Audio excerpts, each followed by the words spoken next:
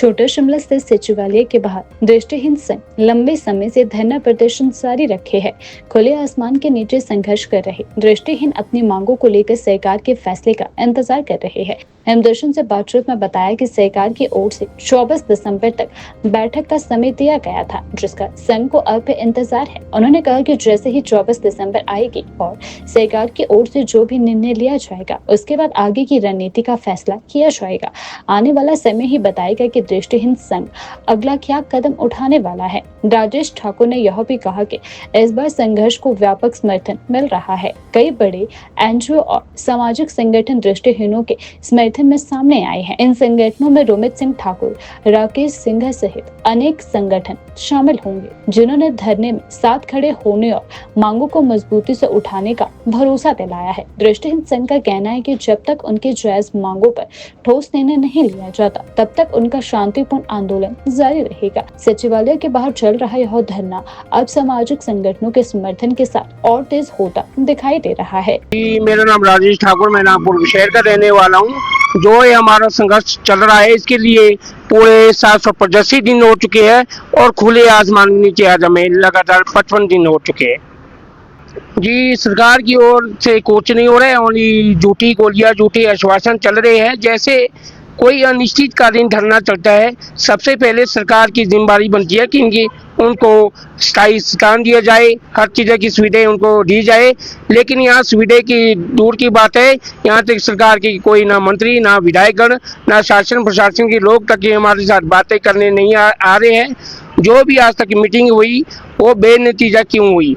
वो बेनतीजा इसीलिए हुई, जो बड़े बड़े मंत्री लोग हैं, मुख्यमंत्री है, विधायक लोग हैं, बड़े बड़े प्रशासनिक अधिकारी है, वो कागजों पे हमें दे रहे हैं, कागजों के लिए उनकी हाँ में हाँ हामी भरी है, लेकिन ग्राउंड जीरो में क्यों नहीं उतारे हैं? इसका सबसे बड़ा कारण या सरकार के दिल में जो है दिव्यांगों के प्रति दया भावना खत्म हो चुकी है, हीन भावना रखते हैं, तभी हम रोडों पे ठोकरे खा रहे हैं।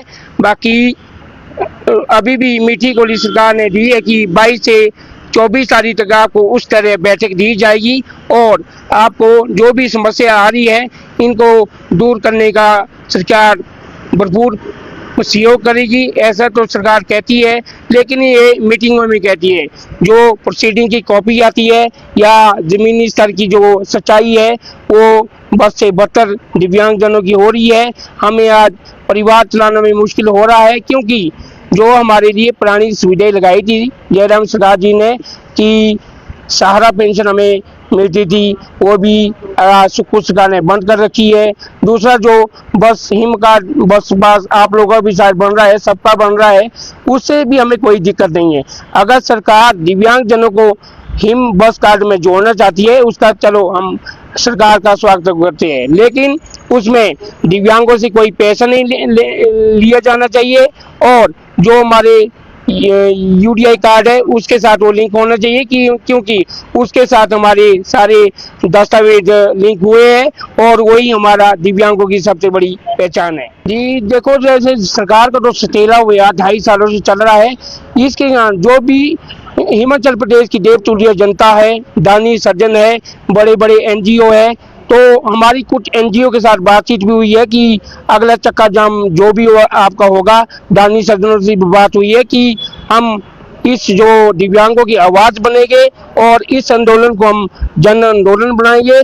तो अगर 24 तारीख तक हमें हाई लेवल मीटिंग नहीं मिल जाती है, हमारी समस्या का हल नहीं होता है, तो हम बड़े बड़े जो भी संगठन है, हो जाए किसान सभा के संगठन है जैसे राकेश सिंह जी, संजय चौहान जी, रोमित सिंह ठाकुर जी और एक साहस एनजीओ है जो हमारे लिए भरपूर काम कर रहे युवा की टीम है, तो इस तरह से संगठनों के साथ संपर्क साधने की कोशिश भी करेंगे 1-2 दिनों में और इस आंदोलन को हम अब जन आंदोलन बनाएंगे, जनता का सहयोग लेंगे, बड़े बड़े संगठनों का सहयोग लेंगे और सरकार की जो भी गंदी राजनीतियां है इसको हम ईंट से ईंट बजाएंगे। सरकार को हम जवाब इस तरीके से अब देंगे।